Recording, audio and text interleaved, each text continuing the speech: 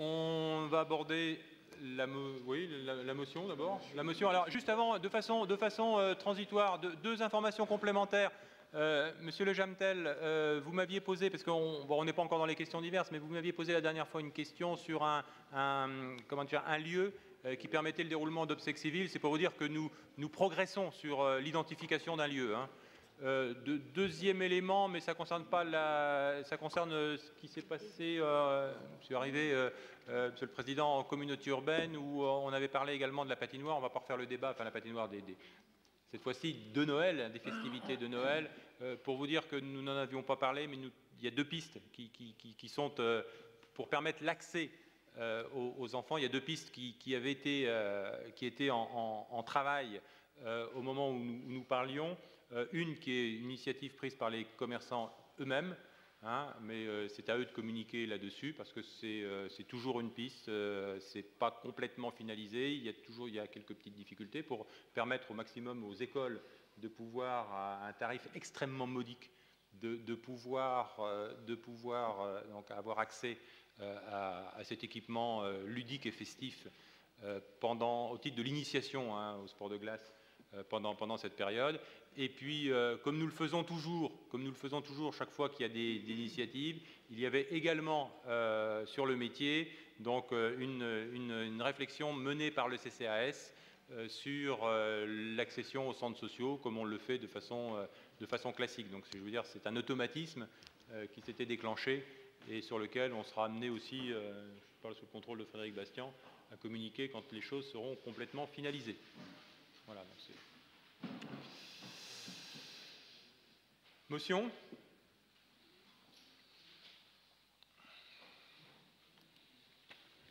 Bien, je vous remercie. Nous allons donc présenter la motion que nous avions présentée en Conseil de communauté urbaine. Dans les mêmes termes, il s'agit donc d'une motion parfaitement consensuelle, puisque c'est celle de l'Association des maires de France, qui consiste à dire oui à des efforts qui peuvent être faits, enfin en tout cas on ne les conteste pas, mais cette baisse des dotations de l'État qui est infligée aux collectivités territoriales relève bien d'une cure drastique et nous ne pouvons pas l'admettre, d'autant plus qu'il n'y a pas eu de réforme structurelle, parce que la réforme territoriale, je le disais en Conseil de CUC, est brouillonne dans ses orientations, puisqu'en définitive, je le disais, le Président de la République, on ne sait plus trop ce qu'il pense sur l'avenir du département, puisqu'il change de point de vue tous les 2 mois sur cette question, que sur la question du partage des compétences, rien n'est précis, et qu'on ne peut pas raisonnablement demander aux collectivités territoriales quasiment 28 milliards d'efforts dans les années qui viennent, sans qu'en même temps on apporte des réponses claires sur les compétences et sur la façon dont elles sont partagées. Il s'agit donc là vraiment de dépasser nos clivages dans cette motion. Et c'est pas parce que l'opposition rassemblée, le groupe retrouvé Cherbourg-Octeville, propose quelque chose, et s'il pleut et que nous disons qu'il pleut réellement. Et donc nous pensons que parfois il faut savoir dépasser les clivages, dépasser les appartenances pour pouvoir se retrouver sur un texte qui est un signal qui est envoyé, un signal d'unité et aussi de montrer que finalement sur certains sujets d'intérêt local et d'intérêt national également, nous sommes en phase. Et que nous pouvons tout à fait nous retrouver. Plus de 12 000 collectivités territoriales ont voté cette motion de soutien à l'action de l'AMF, parmi lesquelles des collectivités de gauche. Donc cette motion n'a rien de politique. Et puis, j'allais dire que le groupe retrouvé Cherbourg-Octeville est bienveillant et qu'il vous offre là une occasion de vous dissocier du président de la République que vous soutenez et que nous espérons que vous ne le soutenez pas en toutes circonstances de façon aveugle et que sur cette question de la motion, peut-être que vous pouvez montrer que finalement les orientations du président de la République ne vous plaisent pas complètement parce qu'en ne la votant pas finalement, vous allez signifier à l'opinion publique que François Hollande, vous le soutenez décidément sur toute la ligne et que c'est bien regrettable quand il s'agit d'intérêt local et d'une telle baisse de dotation parce qu'encore une fois, jamais les collectivités territoriales n'avaient été mises à ce point au régime sec, avec les conséquences que cela implique en termes de qualité de nos services publics et en termes de menaces également sur les investissements publics, parce qu'on est bien face à ces deux risques, à la fois le service public et à la fois la qualité des investissements qui sont pourtant un moteur de l'emploi local, parce que le président de l'AMF le disait hier, nous sommes face à ce double risque et il y avait un grand consensus politique pour le dire. Donc je souhaite qu'à Cherbourg-Octeville, nous soyons capables de mettre nos différences de côté et que nous puissions nous rassembler sur ce sujet. Monsieur Marguerite, je vous invite à la prudence, bien évidemment, comme je le disais tout à l'heure. Hein, vous soutenez Monsieur Sarkozy et j'attends avec impatience, les propositions, les propositions qui seront faites notamment par le parti politique UMP auquel vous appartenez. Donc voilà. Bon, ceci dit, juste quelques éléments par rapport à cette motion. D'abord, cette motion, il faut savoir qu'elle a été rédigée en juin dernier par l'Association des maires de France afin d'être adoptée, je connais, par un maximum de collectivités et de communes en vue du congrès des maires qui vient d'ailleurs de se terminer aujourd'hui. Hein. Donc ça veut dire au moment où nous parlons, cette motion elle est caduque et elle n'a plus d'utilité particulière. Elle n'a plus d'utilité particulière puisqu'elle avait été rédigée en vue du congrès. Je ne doute pas qu'il n'y a en aucun cas chez vous des arrière-pensées politiciennes pour pouvoir présenter cette motion. C'est bien sur le fond dont il est question. On peut avoir quelques mots sur le fond. On est certes extrêmement endetté. Hein. La France a plus de 2000 milliards. On a franchi le cap des 2000 milliards. On ne va pas faire le débat sur savoir qui est endetté et c'est de la responsabilité de qui. Il faut néanmoins continuer. C'est les orientations qui sont prises à l'heure actuelle par le gouvernement que je soutiens, et je n'ai pas honte de dire que je soutiens le gouvernement, c'est de ma responsabilité, je soutiens le gouvernement, il contribue à résorber certes les déficits, mais aussi en essayant de préserver, c'est ce qui est important, ce qu'on peut appeler notre modèle social, que ce soit notre système de protection sociale, que ce soit les services publics et l'aménagement du territoire. Ce qui fonde véritablement la spécificité française, c'est ces trois piliers. Le système de protection sociale, l'aménagement du territoire et bien évidemment les services publics. Et à ce titre, on peut dire, alors c'est vrai, l'équation n'est pas simple, hein, l'équation n'est pas simple, donc le gouvernement œuvre sur la résorption de ces déficits en préservant notre modèle social, moi j'en suis fier, la voie est étroite, et puis aussi le deuxième volet sur lequel le gouvernement agit, eh bien c'est l'accompagnement de la création d'activités et le retour à une meilleure compétitivité des entreprises. Et puis aussi, il y a quelque chose qui est important, et on l'a vu, l'action notamment du président de la République dès son élection, à savoir le fait de faire en sorte que l'Europe puisse agir comme levier au titre de l'investissement. Alors, bien évidemment, je le dis, je l'ai déjà dit tout à l'heure, à l'Assemblée des maires de France, j'ai perçu une inquiétude d'une certaine façon, donc chacun a profité des canaux qui sont canaux respectifs pour, d'une certaine façon, sensibiliser. Il y a une réponse qui est apportée par Manuel Valls sur un certain nombre d'éléments. On parlait du fonds d'amorçage qui est pérennisé. Il y a, je cru comprendre que, mais ça ne nous concerne pas, la dotation rurale était également augmentée et ainsi de suite. Donc chacun a, en fonction de ses sensibilités, à alerter. Donc voilà, on est dans une phase, d'une certaine façon, de concertation. Je n'en dirai pas plus. Et personnellement, donc, moi je ne voterai pas la motion que vous nous proposez. Monsieur Marguerite. Alors je prends acte. En effet, Monsieur Houllegatte, que vous soutenez François Hollande totalement, et après tout c'est un élément de clarification. Vous soutenez sa politique, et j'allais dire que cette politique fonctionne. On vient de le voir encore aujourd'hui avec une explosion du chômage qui vient d'être annoncée. Comment peut-on, enfin, j'allais dire tant mieux, vous assumez finalement d'une certaine manière soutenir le gouvernement, mais chacun aura bien compris quels sont les résultats de la politique qui est menée depuis 2 ans et demi. Donc ça c'est un point que nous actons, et donc dans ce cas-là il y a une cohérence à ne pas voter la motion en soutenant complètement le gouvernement. Néanmoins, je voudrais quand même vous interroger sur un point. Pourquoi alors, il y a 3 ans, il y a 4 ans, 3 ans, avoir voté au conseil municipal dans cette même... Pardon. Du désengagement de l'État, alors que les baisses des dotations étaient beaucoup plus faibles. À l'époque, vous parliez de désengagement de l'État, aujourd'hui d'efforts, de contribution au rétablissement des comptes. Comment peut-on à ce point contredire en 3 ans son action publique, monsieur le maire ? Parce que le déficit public n'était pas aussi dégradé. Vous avez découvert la crise. Parce que les orientations du gouvernement ne me semblaient pas satisfaisantes. Donc c'est à ce titre que je ne souhaitais pas que les ponctions qui étaient faites ou le désengagement de l'État qui était fait aillent vers des orientations politiques que je ne partageais pas. Donc il y avait un désengagement de l'État quand il y avait 500 millions de moins, par contre il n'y en a pas quand c'est 28 milliards. C'est ça que vous voulez dire? On peut refaire le débat, c'est la réalité. On fera le débat là-dessus. Madame Rousseval. Oui, alors moi je voulais juste intervenir sur un tout petit point, parce que c'est mon premier conseil municipal, donc je ne sais même pas si ce que je vais dire doit être dit, ceci dit je vais le dire quand même. Tout à l'heure vous nous avez dit qu'il ne fallait pas prendre en considération les paroles des gens qui n'étaient pas là. Monsieur Sarkozy n'a pas l'air d'être dans la salle.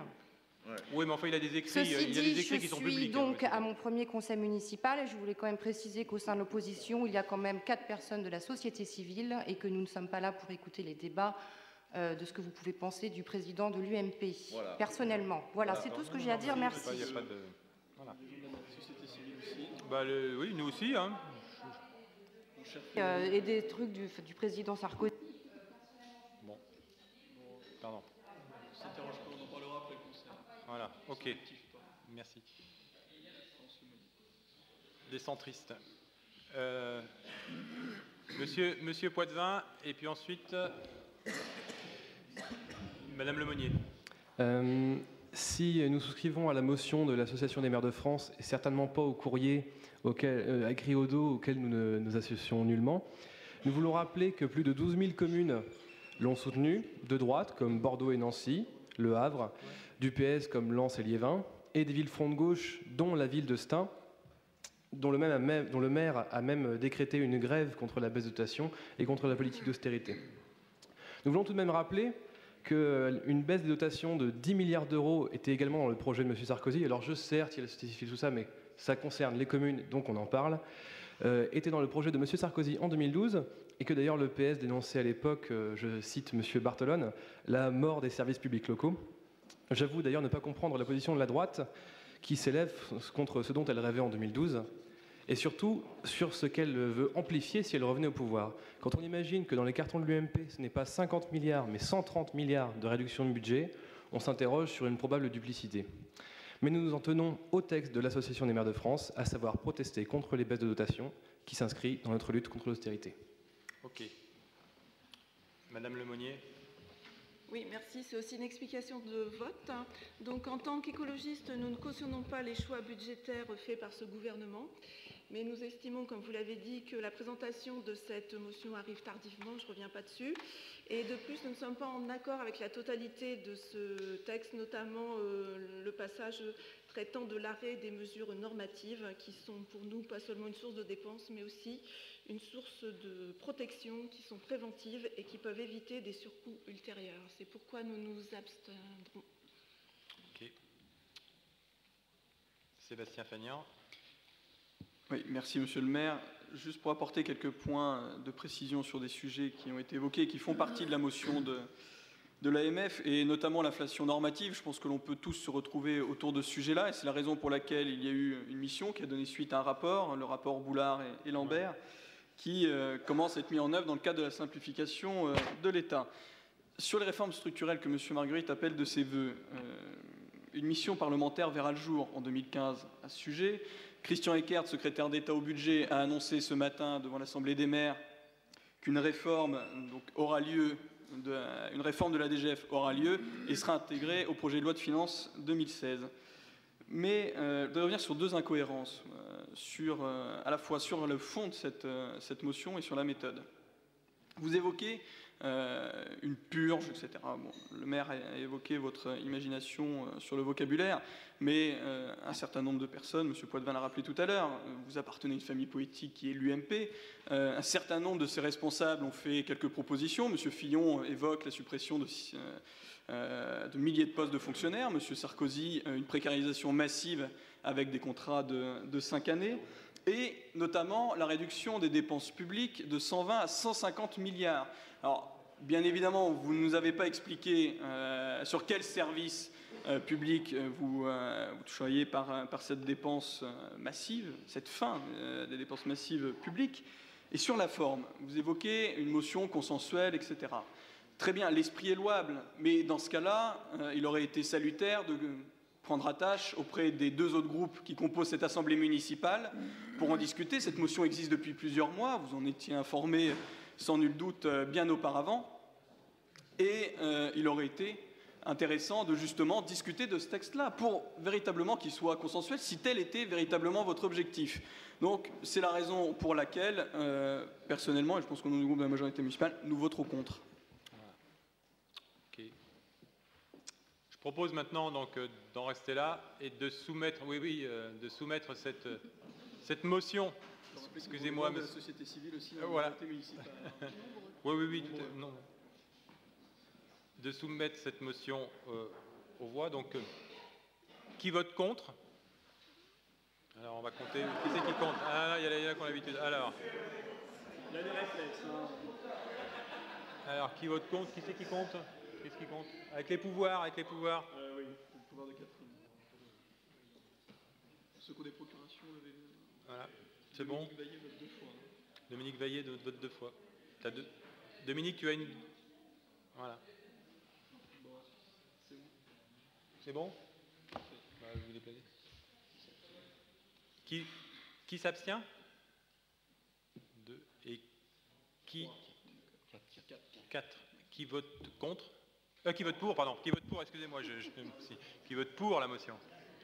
Ouais, c'est un peu compliqué. 1, 2, 3, 4, 5.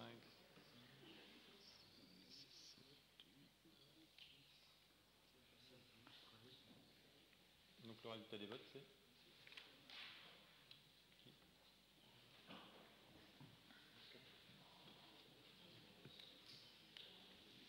Il faudrait le vote électronique, c'est plus simple.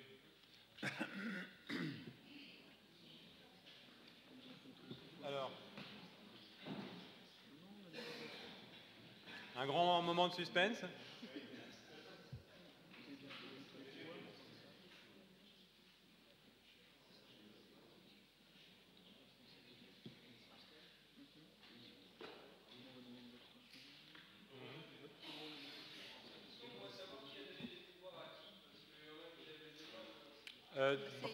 Dominique Vaillé, Michel Louiset a eu le pouvoir de le reculer. Elle m'a donné un pouvoir. Ouais. Moi j'ai le pouvoir de Martine. Et Madame Vaillé a le pouvoir de Madame Gosselin-Fleury. Voilà. Et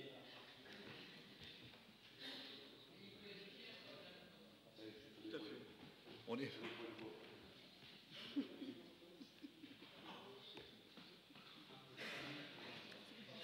alors.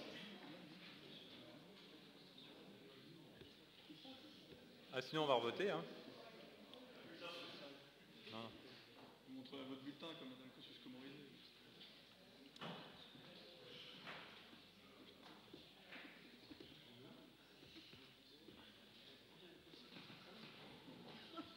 C'est ce compte?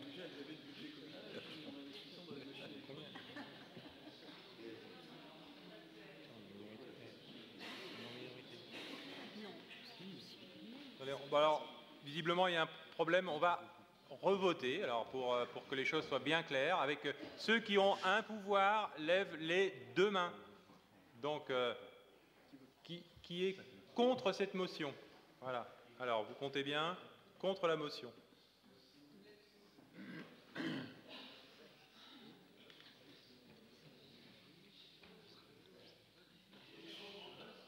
Ah bon?